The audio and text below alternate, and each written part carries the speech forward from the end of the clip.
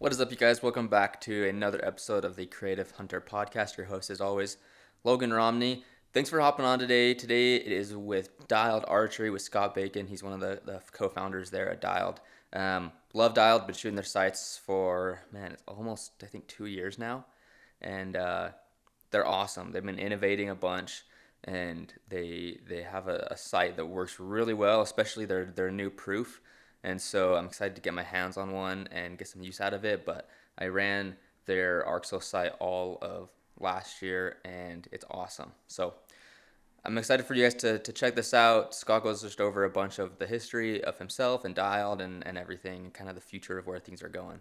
I do want to point out real quick, I've got a couple of packs sitting right here that I've been doing some training hikes with. I've got my EXO that I've had for a while, and then I have a new, it's a Seek Outside pack. So just testing that out, trying some stuff out with this. Seek Outside, I've been using their tents for a long time, and I have a good relationship with them. So they sent me a pack to try out. They actually sent me another like summertime backpacking pack as well. So I'm going to be getting some use out of both of those throughout the year, and I'll kind of just let you guys know how it goes. But anyways, without further ado, let's jump in this podcast. Here we go.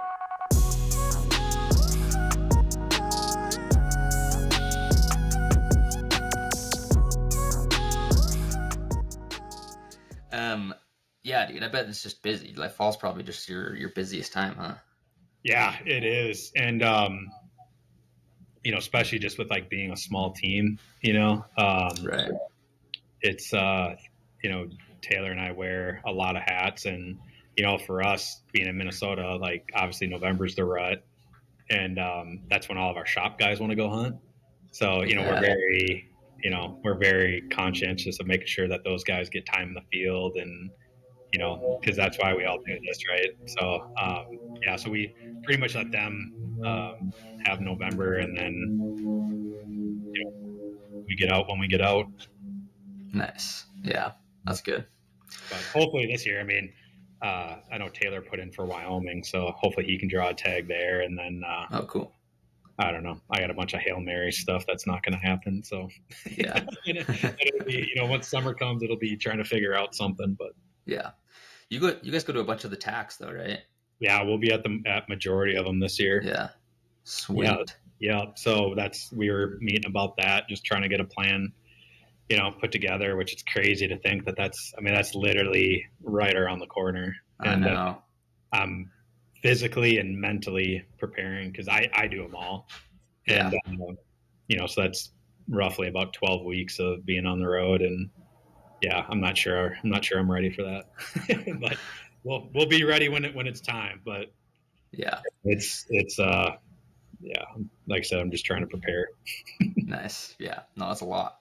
I'll be at least one or two of them, so I'll swing by and say Oh hi yeah, for when I'm sure. out there. Yeah. Yeah. Do you know which ones you're going to yet? So I'm close to Big Sky. Big Sky is only like 2 hours away from me or less. Mm-hmm. And then I think they're doing another one in Montana this year, right? So So, they're not doing Big oh, Sky. okay. So they're changing the, okay. Yep. So they're going to Red Lodge, which Yep. I actually had no clue where that was. I Yeah. don't ever, man. Like, I mean, I've traveled for most of my career, so it's like I don't even look where I'm going until the week of. Yeah. So, but Yeah. yeah, I think Red Lodge is kind of an interesting area. I've never been to Nice. that part of Montana, but yeah, we'll be at that one. So yeah, just Cool. keep me posted. And we'll definitely plan on meeting Yeah, out. for sure. I'll let you know which one we're going to and stuff when I kind of figure it out, but Mm-hmm. it'll be fun. Yeah, for Yeah. sure. So, well, dude, I'm already recording, so let's just jump into it. I Yeah. want to kind of hear the story, like, of Dialed, but even before that, just like, how'd you grow up? What brought you to this point in life, And you can take as long as you want. I usually keep these about like 30 to 45 minutes, but as much time as you want, so. Yeah, no, I could definitely tell you my whole life story in about 5 minutes. So,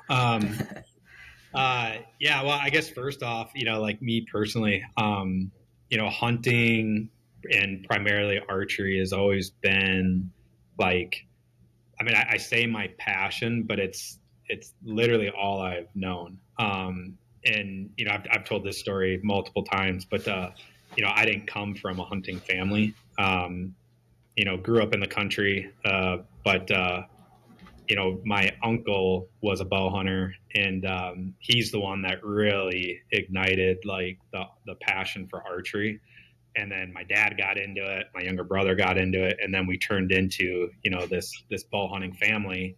My mom even dabbled in archery for a little bit, but literally, I mean, since I was a little kid, archery is all I cared about. And it's funny. Not too long ago, I was going through your parents save all your old school projects and whatever, and I was going through this box of school projects from when I was a kid and learning how to write and learning English or whatever, but and all my stories were about hunting.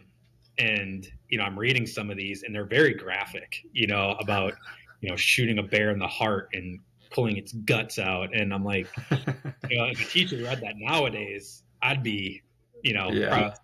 child psych ward or something. But yeah, so I mean, ever since I can remember, like I was the little kid going to school in camo. Like every year for Halloween, I was a hunter. Nice. So it's all I've really wanted to do. And then going through high school and college, and you're trying to figure out what it is that I want to do with my life. And I never, I never really thought of like archery as a career until, again, my uncle who got me into hunting, he started his own archery company. And then I realized that, there was an actual industry here where you could, start a career and make a living. So then when I was in college, that immediately became my focus. Like I wanted to work in the archery industry. Again, it's all I knew. And, even like in high school when, you know, all my friends were going to Friday night football games, I wanted to go up north and go hunting. And, I grew up in Minnesota, Wisconsin.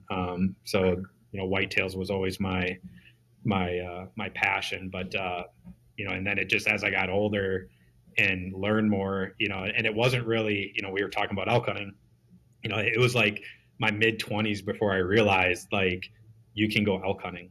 Like I didn't even know that, as a Wisconsinite, I could go out west and go elk hunting. So learning and, having that realization that there's so much more out there, outside of whitetail hunting. And that's, I would say that's what, truly ignited like my passion for not just hunting, but the outdoors.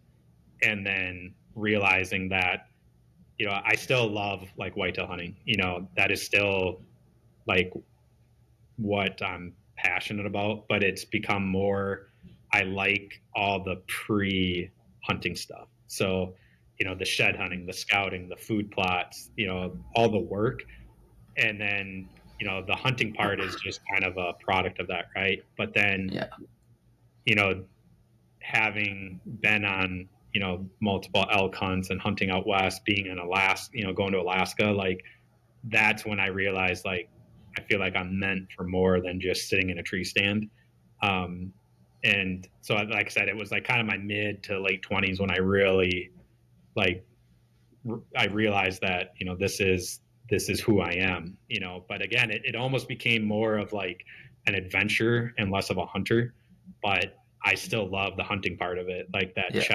that chess match with your query, your animals, and just the whole process. And like I say all the time, I mean, and I know a lot of guys say this, but one of my favorite parts of hunting out west is packing. I love packing, like, and so it's just, I think, as you mature and you get more experience, you just realize like there's all these pieces and like parts of like being a hunter, and the actual hunting part of it and like the killing is so small, right? There's all these other experiences that make up, the being a hunter. And yeah, so it's, I mean, looking back, it's like, I'm turning 40 here in 2 weeks, and all I've ever done is worked in the hunting industry. So, some people might think that's cool. Some people might think it's a little depressing. I go back and forth sometimes, but in Yeah. the end, yeah, I always knew that I wanted to work in the archery industry, and I've been very lucky to have built a career, starting off from just working at our local archery shop. Like, I mean, when I was in high school, that's all I wanted to do. Like, I worked at our local bow shop, and I actually started working there before I was even legally allowed to get a work permit. So they stuck me in this back room, and I fletched arrows and built fishing lures. And then when I was finally old enough, they put me out front, and I learned how to work on bows. And so it's actually very cool. Like, I feel very fortunate that like I got to experience so much advancement in archery. Like, I Yeah. remember I was just talking about this with somebody, like, when Matthews first launched. I remember that. Like, I remember the transition from aluminum to carbon arrows. Like, I got to experience a lot to where we are today. So I feel very lucky to have been able to kind of live through those times. But like I said, started in a bow shop, and then just every couple of years, just always wanted to keep growing and learning, and ultimately owning my own business. So Yeah. That's cool, dude. I love that you took that passion and just ran with it. Like, people, it's something that not a lot of people do, but they need to. well, and it's kind of a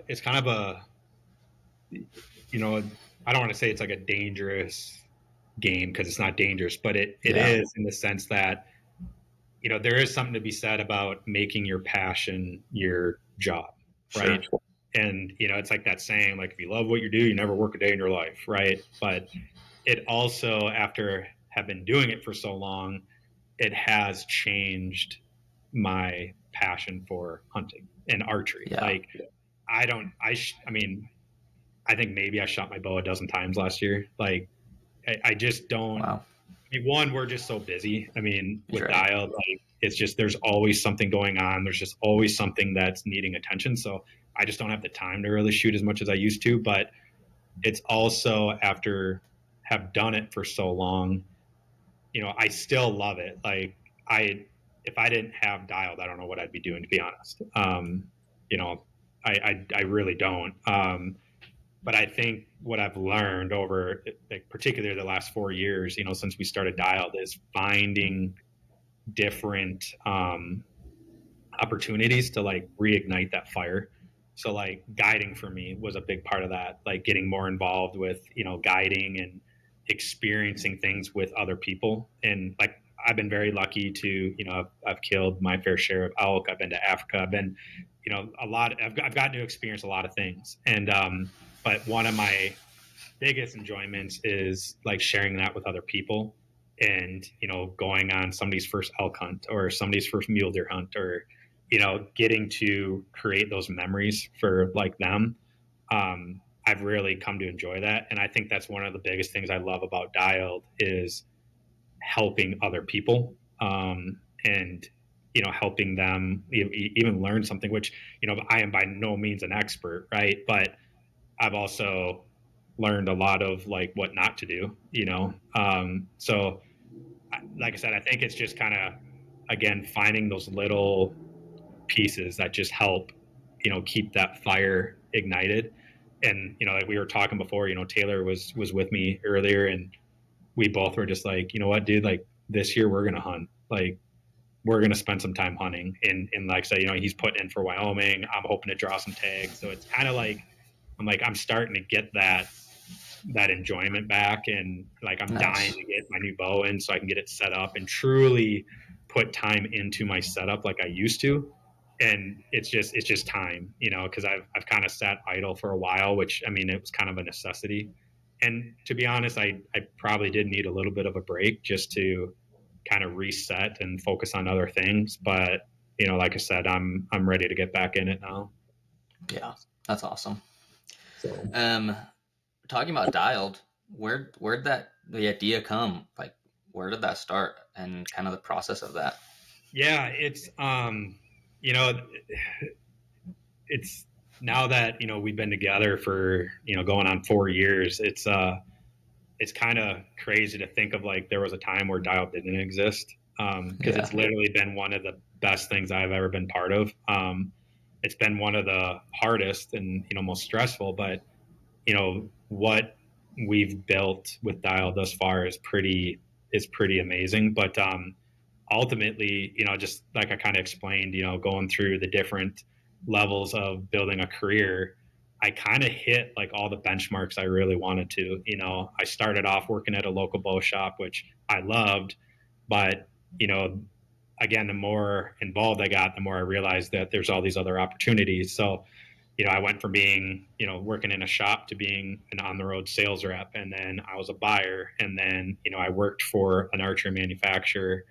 And really just all along the way, you're just kind of building this resume, right?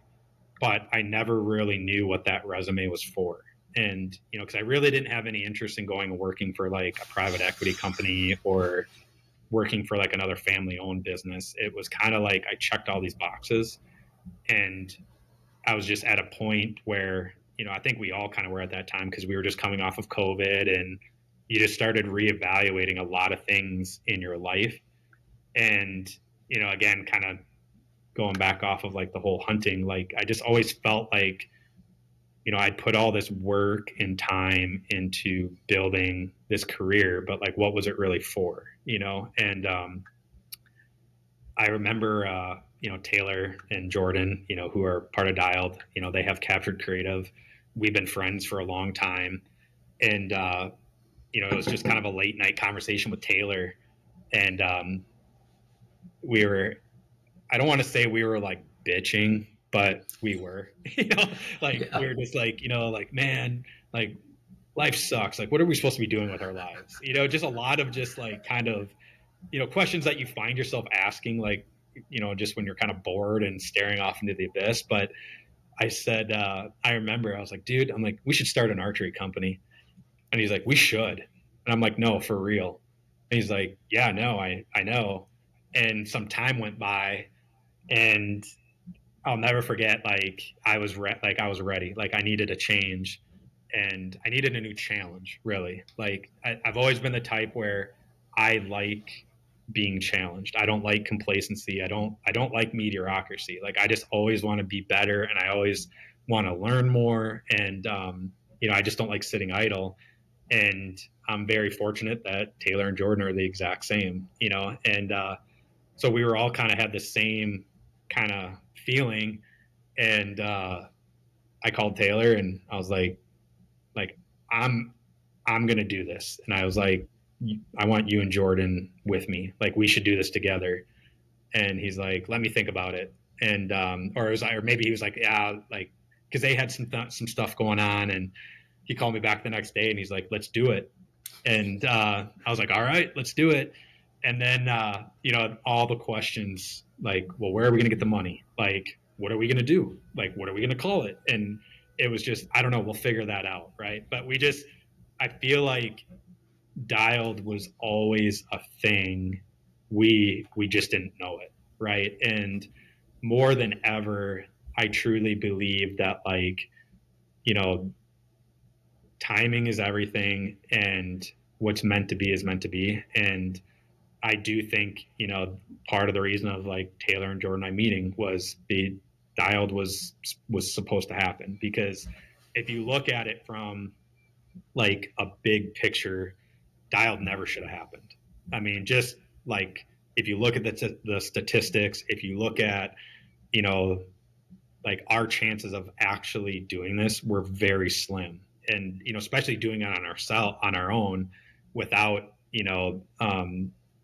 outside capital or anything like that. It's just, that doesn't happen, or it happens very infrequent, right? Like if you look at a lot of like the archery companies, like, and most of them like our competitors, they started off as a previous business, like a machine shop, and then got into archery, right?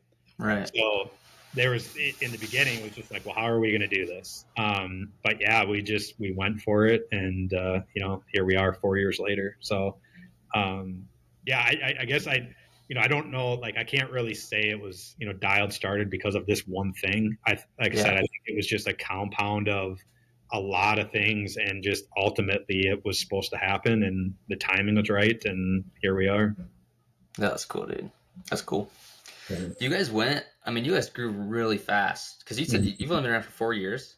Like, Yeah, I is that mean, right? technically, I would say like, I mean, we've been in business. We're going on our fourth year, but Okay. the concept of Dialed is I would say, because we Yeah. we talked about it. I would say I don't want to say it like it was a full year before we actually launched the company, but it was, several months prior to that, we started having conversations and kind of started building out the team. And, because in the beginning it was Jordan and Taylor and I, but then we're like, okay, we need an engineer. Well, where do we find an engineer? And then, we met TJ, who's our lead engineer. And I mean, Dialed wouldn't be Dialed without TJ. So it's like, it's so crazy how once we hit the go button, how all these pieces just kind of started falling into place. And this sounds really bad, but like starting Dialed wasn't that hard. Like it was way easier than I thought, but now is when it's really hard, and like you said, when we first launched, the response we received was like insane, and that was the big question, is the what ifs, and that it almost kept us from moving forward, was because there was just so many what ifs, like what if this doesn't work, what if this, what if that, what if we have another economy meltdown or whatever. But we just kept being like, well, what if we don't do it?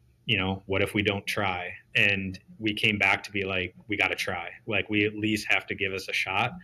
And, again, I think I didn't realize how much like commonality there was between like Taylor and Jordan and I. And, you know, like I said, being part of the Dial team it's one of the best teams I've ever been a part of in my whole career. And just the personalities and our mentalities, it's just, I think that's like what has gotten us this far, is just the fact that we're very motivated, we're very competitive, but we don't quit either. And again, it's just looking back, it's like this was supposed to happen. Like this was, it literally reminds me of like Step Brothers, when they're like, there's a reason we met, like prestige worldwide. Like that's what needs Yeah. to happen. Like that's truly like the feeling, is like this was meant to happen. It just was waiting for the right time.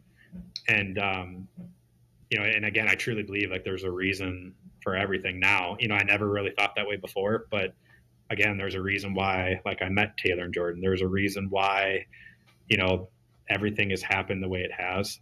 So it's been pretty cool. But yeah, I mean, from when we launched, it's been just, I mean, it's been insane just how fast we've grown, and just the response and the support we've received. It's I mean, like I said, sometimes words just don't even explain it. Yeah. Oh, dude, that's cool. And something I'm thinking of too while you're talking is like, um, you, you, all of you guys over there, like you've worked hard and you've put yourself in positions for this to happen as well. Like it's not like it just like happened out of the blue. Like you guys were all like had the experience and were doing things in life that brought you guys together and brought you here. And without all that previous work and time and effort you guys put in, you wouldn't be here either. So it's like there's that aspect where you guys are lucky, sure, but then like you guys also put in that time and work and had that passion. 100%. And I do say like, I mean, and I can think of, situations where we definitely did get lucky, but I mean, that's anything in life, right? Like For sure. you catch a break every now and then, whatever. But, to your point, like I said, I think all of us, like we were building like these tool belts or like these resumes, but we didn't really know what we were building them for. Yeah. And it just so happened that, again, we all met at the right time, the right place. And, it just, timing was perfect. And, it was like, hey, let's give it a shot. And, and I was lucky, being where I was at that point in my life, like, because starting your own business, whether it's, an archery company, a media company, it doesn't matter. Like it's a risk, right? And if you look at the statistics, like they say 999 businesses out of 1,000 fail, right? So, but um, I think given, and again, I didn't realize it at first, but looking now, you know, we were all building, like I said, these tools, but we just didn't really have the right opportunity to use them. And then now we did, right? And Yeah. again, with, when we first started, I think one of the best things we've done, and you're starting to see more companies do it, is, from the very beginning, we didn't want to be just another archery company. And in the very beginning, we really didn't even know what we were going to do. We knew we wanted to create a very high end archery company that did things differently, that was very consumer customer focused, and wasn't afraid to kind of shake things up a little bit and create some waves. And like our famous saying is kick the hornet's nest. And so I think, again, just having the right team just set us up from the get-go. And again, knowing anybody that knows me or Taylor or Jordan, like, you kind of like, it makes sense why we all came together, right? Yeah, so it just, and I remember when we launched, November 16th, in 2021. It was like one of the scariest days, like, because I at that time, like, I didn't have a house. I basically sold everything I had so we could start Dialed, and I was sitting in my parents' basement, and it was go live day, and I was on the phone with Taylor and Jordan, and you know, I I remember just being like, I don't even want to look, like, I don't even want to see what's going to happen, because I was already thinking, like, okay, when this fails, what am I going to do? Like, I'm Yeah. starting from scratch. And I was very lucky that, like, going back to like the risk factor, I didn't have anybody depending on me, where Jordan and Taylor had, families that, depended on them. So it's like, if I was ever going to take a risk, now was the time. And that's where I think, like, the luck kind of played into it, is the fact that we were very fortunate, just kind of where we all were in our own personal lives. And that's not always the case for everybody. So, like, that definitely is a factor, but, like I said, that first launch day, and then seeing things just pop off and being like, holy shit, like what did we do?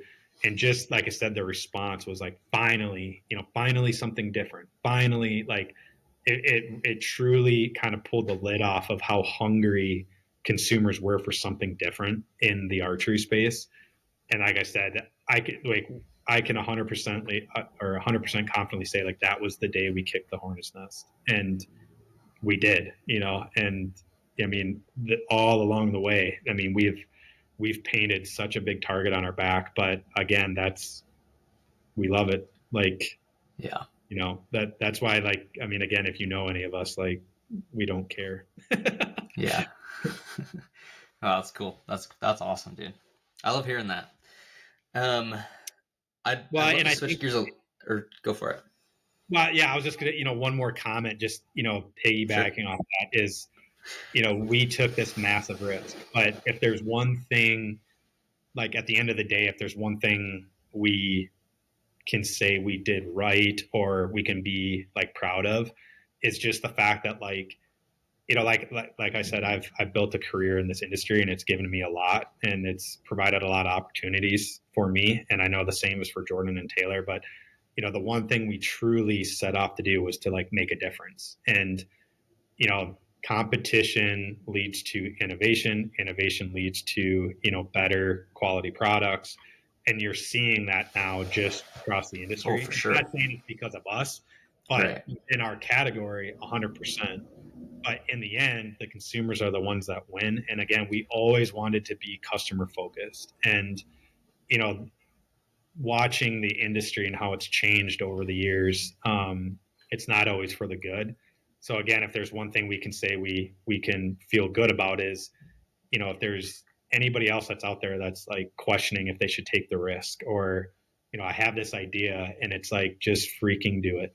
Like, just do it. The worst that happens is it doesn't work out, and you know what?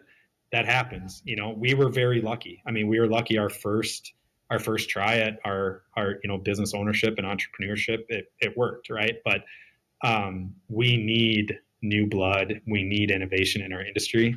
So, hopefully Dialed can kind of be a poster child for that. Like, anybody that's considering, like, taking that leap, like, it's tough. I mean, it's scary, but it's also one of the best things, like I said, I've ever done. So, that's truly at the end of the day what we're passionate about is, not only providing quality products and quality customer service, but just building this community.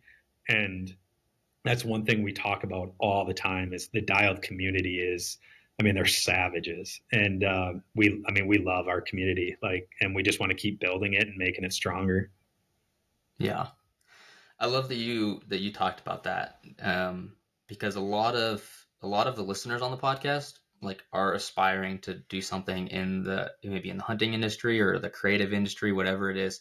Mm-hmm. Um, and so that's good, dude. That's awesome. That's gold right there for people listening. Like, just do it, get after it, figure it out. Yeah, obviously, do your risk calculations. Just don't go Sure. like get your job today and be like, I'm going to start a company tomorrow. But again, if there's one thing, like timing is everything, and Yeah. we're at the point where there's a lot of opportunities out there for us, but we've had to pass on a lot of opportunities just because where we were. But someday those opportunities are going to start drying up. So you also can't wait too long. And like I said, if there was one thing we did right was the timing. So Yeah. That's good. So, a lot of listeners here like are creatives, and into that type of part. I mean, it's the Creative Hunter podcast, so we talk a lot about creative work, and I know that's kind of a lot of Taylor stuff, but mm-hmm. I'd love to just get your take and your opinion on some of the things with Dial that's made a big difference on that, like creative and the marketing side. Just kind of what's your view on all that stuff? Yeah, definitely when it comes to like the creative stuff, that's Taylor and Jordan's Yeah. wheelhouse. Um, I'm the old guy of the group, so my creativity isn't necessarily the creative that they want. So, but I think just from a whole, again, that's just a whole perspective. I think that's what truly has set Dialed apart is, so many companies get so caught up in, the not the R&D, the R&C, right? The research and copy. And we're even seeing it like with us, how many of our competitors now are trying to mimic what we're doing. And it's very flattering, but it's also like, that must suck to wake up every day and not know your identity, right? Where I think that's where the creative plays a big part is creating that brand identity and you hold it, right? And I know Jordan and Taylor have worked very hard on creating that for Dialed. And, I think when it comes to the creative, those guys, they're the best in the business. In my opinion, I'm also a little biased, but I think when it comes to that, like whether it's, starting a manufacturing company like ours or a creative brand, like just finding that voice and that identity and then sticking to it and paving your own path. Like, it doesn't mean you can't see what everybody else is doing and take little like learnings, but like create your own path and just stick with it. And you see, like I said, I think you're seeing it more in our industry than you ever have. And it's a lot of companies are successful because of it. Like one of the best examples I think recently is like Prime with their new forum bow, right? Like they very easily could have taken the same path as everybody else and just came out with a solid carbon riser and would have been successful at it, right? But the Mm-hmm. fact that they, came out with this totally new design that's just kind of like, what the shit? Like, Yeah. but it creates a lot of like, like there's a lot of interest in other. So, I think that's like the biggest, thing I've learned with, spending more time with like Taylor and Jordan and just the further we keep progressing with Dial, that is that it's we found that roadmap that we really like. We like the direction it's heading, but it's also our direction, right? And everybody else, like, they can go do whatever they want, they can try to follow our path, but it's our path and they'll never do it as good as we will. So I think that's really important, like especially nowadays, probably more than ever. Yeah. I I mean, agree. just from across every, category in any business. It's not just the hunting industry. It's just the competition and the barriers to entry. It's so easy now, and there's more competition than there's ever been, and it's stronger than it's ever been, with social media and all the, media platforms. And, I'm not even up to speed on all that crap, but I see I see it, and it's very fast moving. So I think, getting caught up into like the monkey see, monkey do, like that's not a winning equation. Again, creating your own voice and your own path. I think that's how you win, and that's what we've done with Dialed. Yeah, I love it, dude. And it doesn't just Um, happen overnight either. sure. It's. We're still. I would say we're not even like a fraction of where we want to be. It's just you're limited by your capabilities and your resources, but there's a patience to it, and there's a strategy to it as well. So, like I said, you just kind of find a route and stick with it, and then just go from there. Yeah. I love to ask people on the podcast, like, what's the future like for Dialed? What's your Where do you see goals? yourself in Where's it 5 going? years? Pretty Yeah. much, right? God, I should have a better answer to this, because it literally goes against like what I just said. Picking your line and following it. But honestly, I say sky's the limit, because I think, having gone through everything we've been through, and we've been through like some really really hard times, just like any other startup. Um, we still have a lot we want to accomplish where we are currently, and there's a lot of opportunities we really want to start digging into. So um, I don't really know for sure. All I know is that we have the team to where we can do whatever we want. And again, I think we're kind of at the point where we're asking ourselves that, like, where do we truly see this going? In the beginning, it was just like, we just want to survive the year, right? Like, we just want to get Yeah. through our first year, and then we got through our second year, and then we got through our third year. So I think now, like, we truly have to kind of ask ourselves that and answer it. But I know, as a team, the ambition is there to just keep innovating and keep growing. So that's the easy answer, is we just want to keep going and keep building. Um, Ideally, I could see us, expanding into some other categories maybe, and just kind of growing our reach. Or we may just stay in the site category and just keep trying to, gain market share there. Again, where we've kind of positioned ourselves, I think we could do a lot, and particularly like back to like the creative stuff. I think I don't know if there's really anything we couldn't do, and having the right creative and the right messaging, I think we could be successful at it. It would just be what makes the most sense at this point. So, for the short term, just keep doing what we're doing. We still have, like, with the launch of the new proof, that's completely jumped us into a new chapter of the company. So there's still, a lot of opportunity just within that one product. But, we do have some stuff in our back pockets that we'll be rolling out here over the next 12 months. So, we'll just kind of see.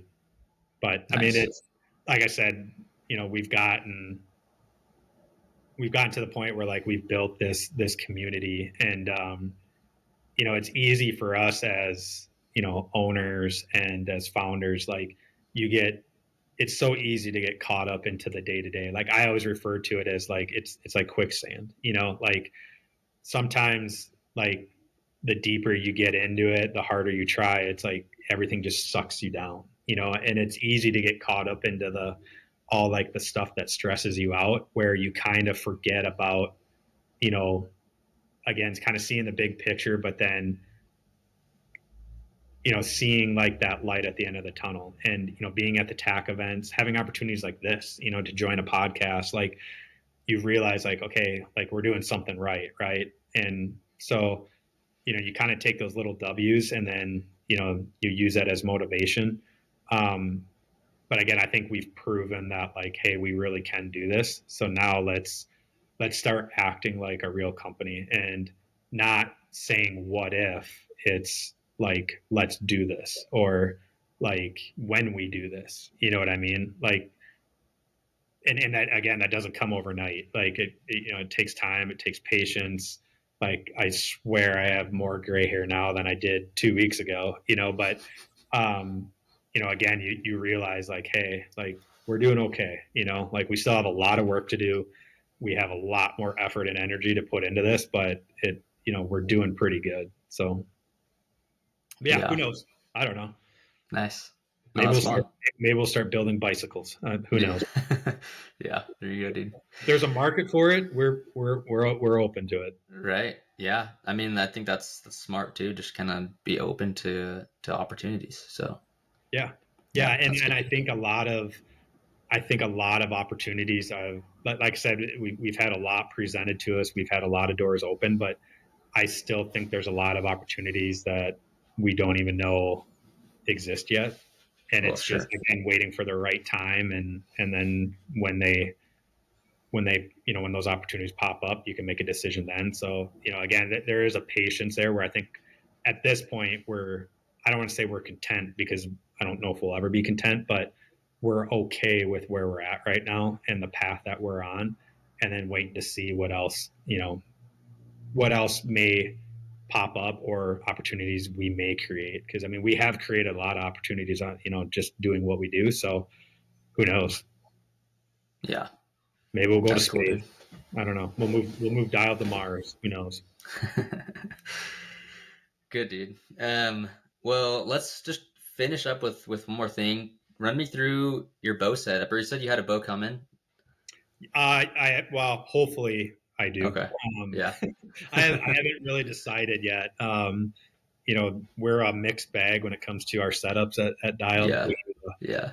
Um, like anybody that's visited our shop, like it's kind of like the land of lost toys. I mean, we have such a array of personalities and whatever. But so yeah, I haven't quite figured out yet. But the one thing I am completely dedicated this year is taking the time to really invest in my setup and practicing. And because I mean, just over the last couple of years, again, it just kind of goes back to the passion kind of diminishing and just being busy.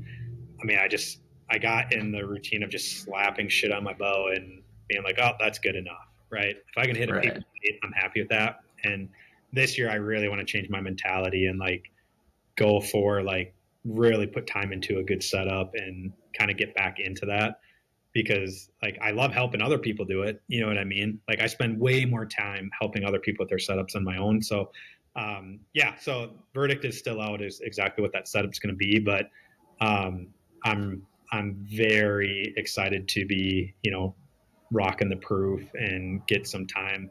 I was very lucky. I got to do very lucky in the sense like I'm lefty, so I always kind of get the scrap parts or whatever we have left over. Um, Right. so I was kind of working with a Frankenstein sight last year, and I really didn't start hunting till the end of the season. But so I got a little bit of time, with the proof in the field. But I'm excited to spend more time, this year, and truly, I know everything about the proof from this side, like internally, but now I actually want to put it to use and be one of Yeah. those people that is sending pictures to our support email, being like, "Hey, check this out," because nobody would believe me. I actually killed something with my bow. So, but yeah, so I don't know exactly what the setup's going to be yet. Nice. Cool, dude. Well, that's good.